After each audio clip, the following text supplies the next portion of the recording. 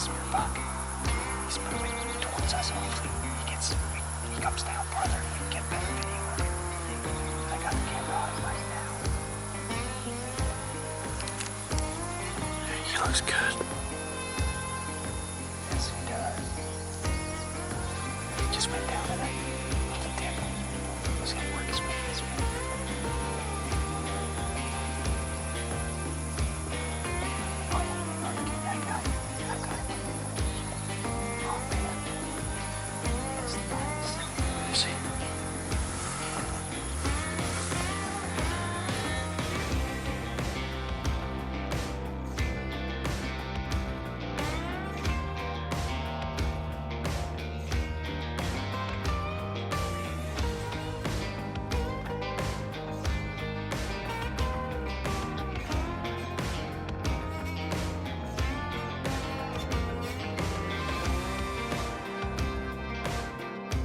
So in 2018, Ian and I went up there to set up some tree stands and put out some trail cameras.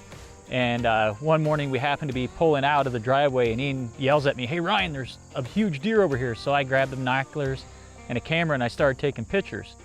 Well, when I got back to the house that night, we didn't know it was a drop tine deer at that time. And I put it on the computer and blew the picture up and we realized it was a drop tine deer.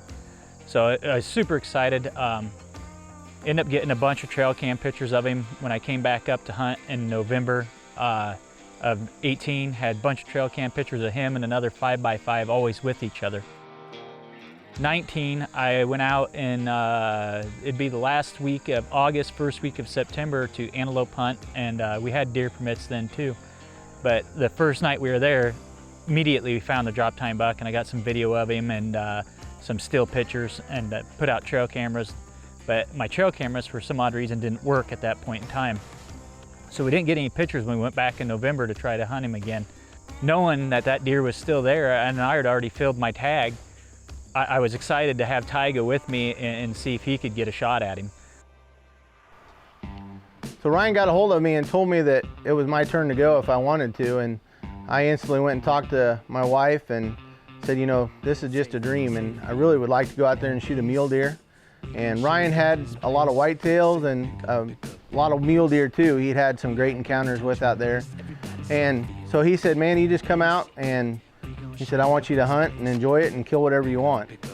So anticipation was high. We were trying to get through the Iowa season. Garrett and I hunted pretty hard. We hunted every chance we got, and we just couldn't seal the deal on a big deer.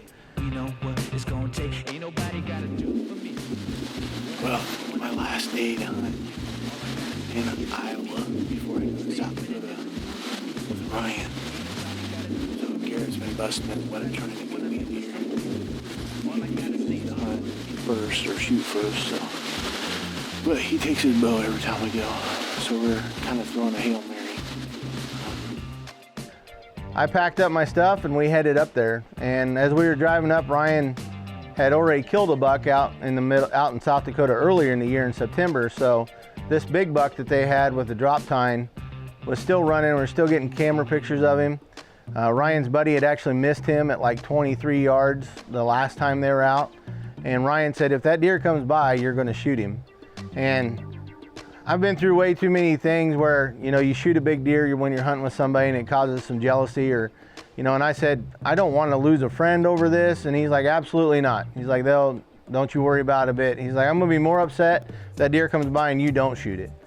So my goal was still to shoot a mule deer. And so we got out and we set up a hay bale blind in an alfalfa field where Ryan had seen quite a few mule deer in the past. And so we went ahead and I hunted that the first night, and I had a great encounter with the biggest mule deer I've ever been close to, but he bedded at about 200 yards and he wouldn't get up for nothing. So we just kept hunting hard, trying to figure out, you know, what we were going to do. And I'd hunt the hills and then hunt the prairie. And one of Ryan's friends that was up there with us, he had hunted a stand up on top of one of the hills and said he'd seen a really nice mule deer in there. So he told me I was more than welcome to go hunt it after him. So in the evening, I headed up there and climbed up in the stand, and it was a beautiful spot.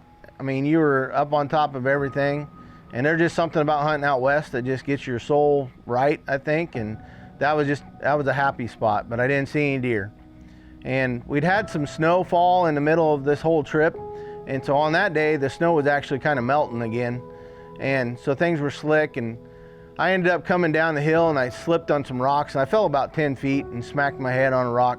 And you know, that was toward the end of our trip. I was beat up and we weren't having a lot of luck, and I was just ready to go ahead and call it a trip. And I told Ryan that I wouldn't go the next day, that I'd just stay home and pack, and he could go shoot his doe and we'd get out of there.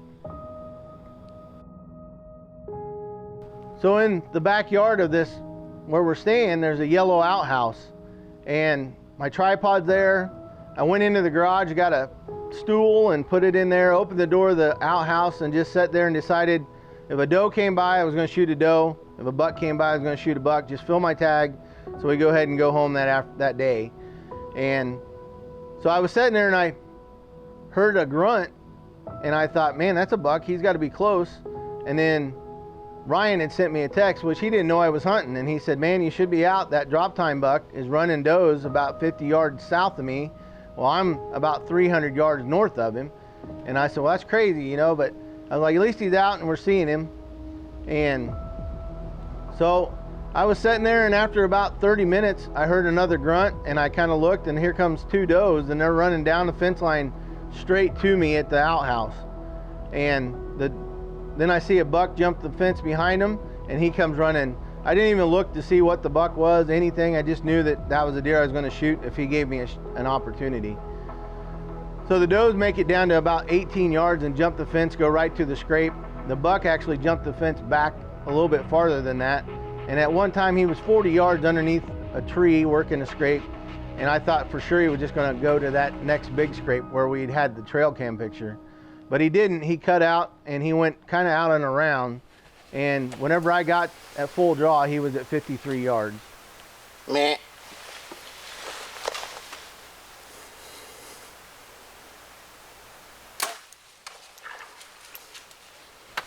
So I let the arrow go, and I could see that I hit him. I thought I hit him pretty good. And the deer took off and just ran straight down the ditch to Ryan. Oh my goodness.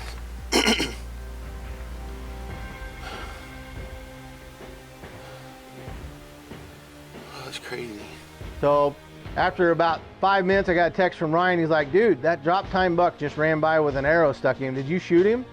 And that was when I found out it was the deer with the little drop tine. I was unbelievable. I didn't even have an idea what deer it was or anything. And Ryan said, oh, he said, man, he's hurting. He's laying 60 yards from me. He's going to be gone. He's going to die right there. So we waited a little bit, and Ryan called me and said, you're gonna have to get around in front of this deer because he just got up and he's walking off. So I went down and asked the next landowner if we could have permission to go in and look, and he gave us permission to go in. Now out there, the ground's kind of cut up, so the south landowner from us, he had about 300 acres, but then you got past that, there's a bunch of little individual houses and small acreages. So we found the guy standing outside by his garage, and he gave us permission to go in and look for the deer, but he didn't want us running our cameras. He said, I don't want any cameras in there. And you know, you gotta respect what they say. So we had the ability to go in, and he owned all the property there that we needed to look, and we got in, and lo and behold, we found that deer back up in there, and he was just a great deer. Chocolate horn, had about a 4-inch drop tine, just a super cool deer. And I was so relieved to know that we actually got him on that last day. And just kind of goes to show when things aren't going right, that sometimes they can change really quick. So I'm super blessed to have friends like Ryan who invite me to go do a hunt like that. It was an unbelievable hunt. The hospitality was amazing. The country was gorgeous. I had encounters with mule deer. I'm just super humbled and thankful for Ryan to let me go out there and shoot that deer that he had such a history with. And you know, the video and all the trail cams and misses and the story that's behind it is just amazing. And I was blessed to be able to be the one that actually harvested him.